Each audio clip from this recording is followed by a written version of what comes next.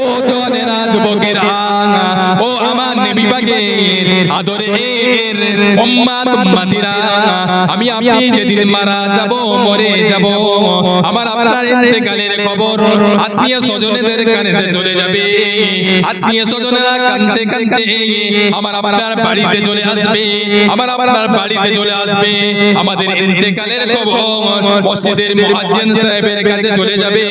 মসজিদের মুয়াজ্জিন সাহেব মসজিদে এলান করবে, অমুকের ছেলে অমুক ইন্তেকাল করেছে, অমুকের জানাজা নামাজটা অমুক সময়ে অনুষ্ঠিত হবে। গ্রামের ভিতরে কেউ মারা গেলে আমাদের ওদিকে হাঁকে, আপনাদের দিকে হাঁকে না? গ্রামে কেউ যদি মারা যায় মসজিদে মাইকিং করে না?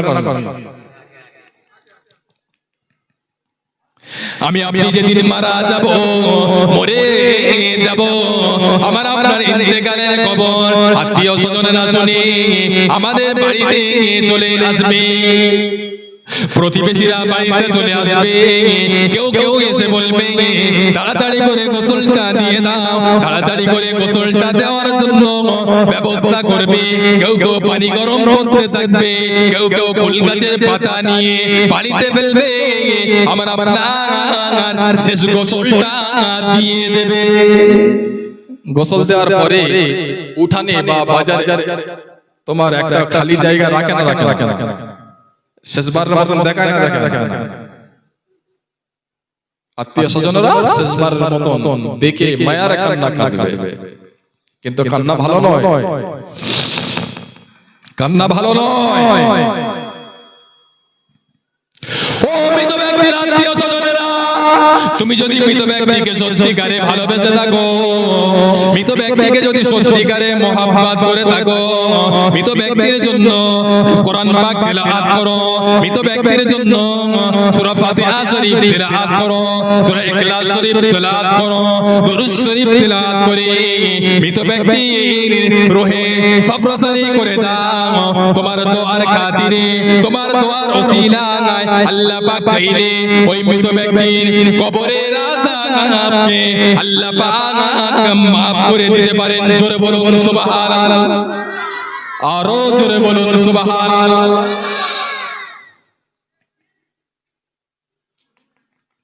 কেউ কেউ এসে বলবে দেরি হয়ে যাচ্ছে, তাড়াতাড়ি করে নিয়ে চলো, আমার আপনার লাশটাকে খাটিয়া করে কলেমা শরীফ পড়তে পড়তে, দরুদ শরীফ পড়তে পড়তে জানাজার ময়দানের দিকে নিয়ে চলে যাবে। জানাজার ময়দানের দিকে নিয়ে গিয়ে আমার আপনার কোন রিলেটিভ হাফেজ মাওলানা কিংবা মসজিদের ইমাম সাহেব আমার আপনার জানাজা নামাজ আদায় করবে। জানাজা নামাজটা আদায় করে আমার আপনার লাশটাকে কবরস্থানের দিকে নিয়ে যাবে।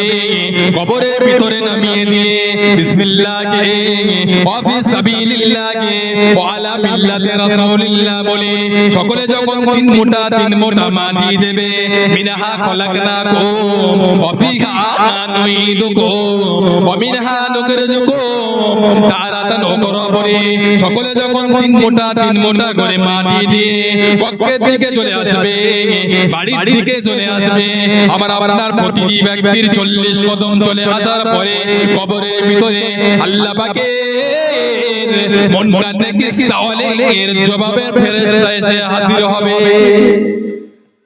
কিতাবের ভিতরে আছে কবরের ভিতরে 3টি প্রশ্ন করা হবে, কিন্তু ভাইটাল প্রশ্ন হলো মান রব্বুকা, তোমার রব কে?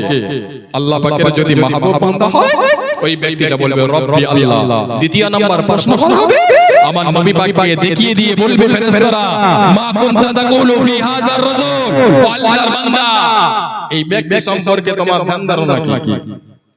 রাসূলের যদি আশিক উম্মত হয় ওই ব্যক্তিটা বলবে হাযা সাইয়্যিদিনা মুহাম্মাদুর রাসূলুল্লাহ, উনি অন্য কেউ নয়, উনি হলেন আমার নবী, তিন দুনিয়ার বাদশা। জোরে বলুন। আর যদি আমার নবী পাকের নাফরমান উম্মত হয়, আল্লাহ পাকের নাফরমান বান্দা হয়, ওই ব্যক্তিটা বলবে হাইহাতা লা আদরি, আমি জানি না, আমি জানি না। আল্লাহ পাক নারাজ হয়ে যাবে।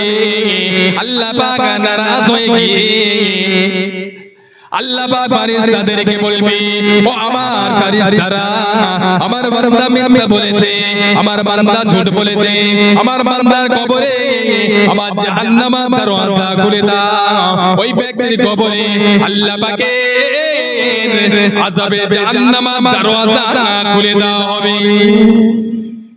দুনিয়াতে পাকামি করার 7 জনমের মতো মিটে যাবে।